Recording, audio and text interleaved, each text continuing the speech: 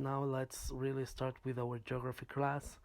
So, as just as we were working in history, we're going to go back to this notion of unit of analysis. And the unit of analysis of geography is the region, but you already know this because the second trimester we were working with climate regions and economic regions. We have those ticked out in the right of the slide, in the right part of the slide. But again, what is the definition of a unit of analysis? Remember that it is the smallest thing that you can have that still will tell you something about what you are researching. So in the case of geography, that is the region. Something smaller than a region would be the place. The place, remember that the definition of a place is any location anywhere with a social or personal meaning. So, for example, my car is a place, my home is a place, my chair within the teacher's room is a place, and the only thing that I can say about my spot in the teacher's room is that it has a personal meaning for me. That's it. There is nothing else to say about places like that. There are places like the Eiffel Tower, and what we can say is that they have a social meaning. But other than that, we cannot say much about them.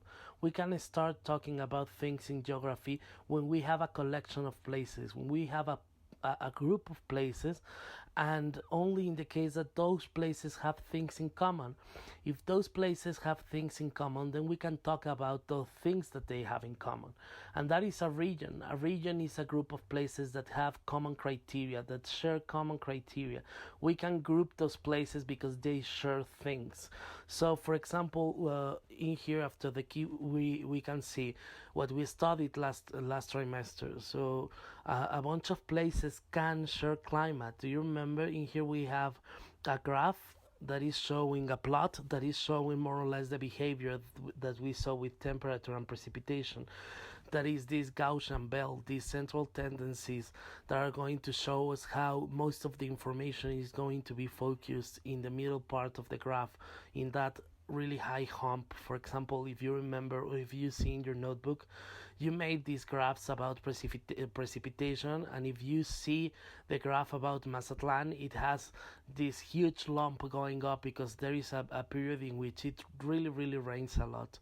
And if you pay attention to these ways of statistics that we learned, that are these kind of bells, these humps that are going to be showing us when we, or where are we having the most amount of cases. Well, now that we are having all these issues with coronavirus, remember that the idea of staying home and having your classes at home is that we can lower the height of that hump, lower the height of that curve, so it doesn't go beyond our ability to treat people that are sick. So the idea is to make a shorter curve, so our health services can cope and can deal with everyone that gets sick. But well, that was the way that we studied climate, because remember that a climate region, if a region are places grouped by common criteria, a climate region, the things that are going to share, the criteria that is going to be common to all these places, are three things, and we have it after climate in these kind of pink letters or kind of reddish, and it says temperature, precipitation, and the change between seasons.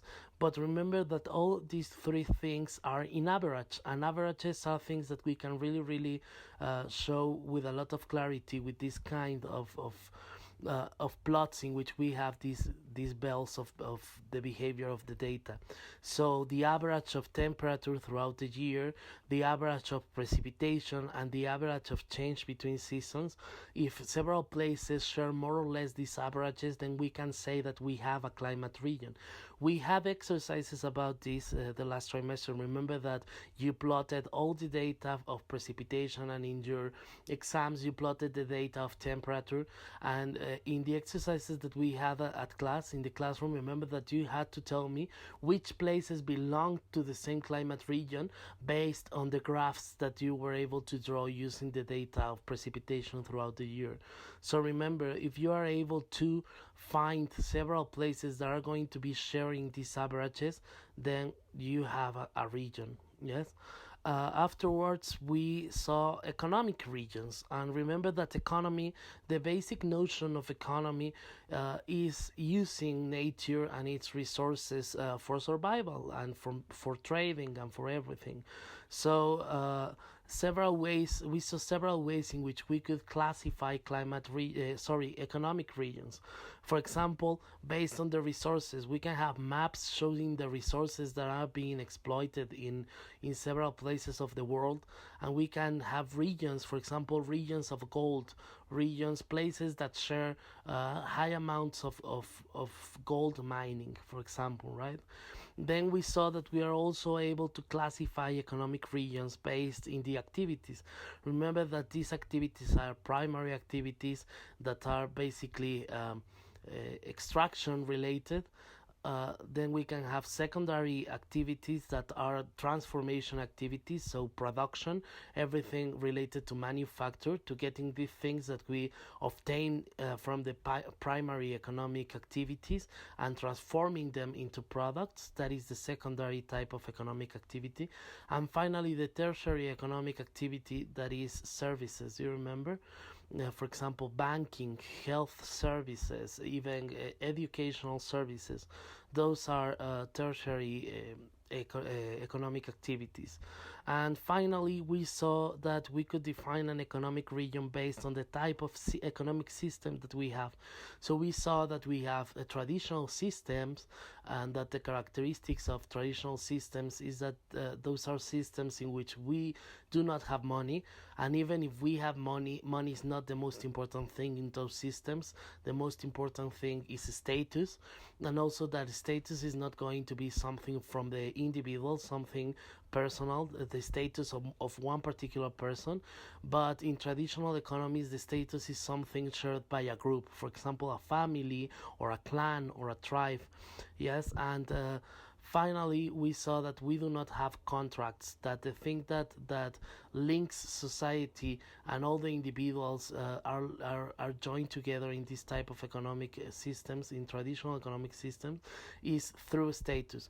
There are status relations that we are going to have between each other, and we don't have private contract, and we do not have a coin, a money. Yes.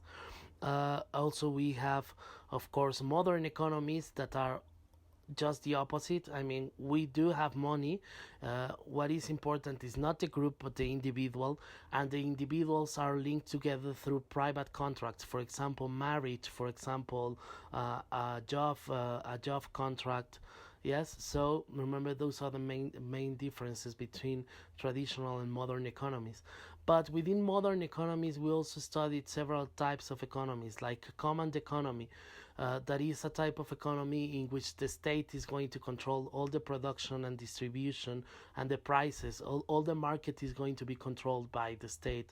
We also have free enterprise economy, that, remember, that is a concept in which economy should be ruled solely by the law of supply and demand. That is this proposition used by Adam Smith. Do you remember the thing about having more production than we have demand?